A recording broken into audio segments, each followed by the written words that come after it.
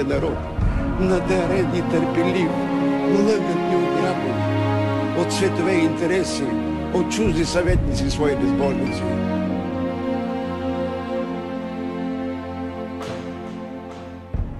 В тялото на всеки един от нас има толкова много фосфор, че от него могат да се направят 2000 клечки кибрид.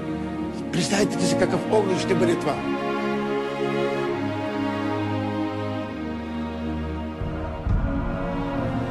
Лъжовен е този свят, господа, лъжовен за хората. Но най-лъжовно е времето. Но когато няма вяра, тогава е страшно.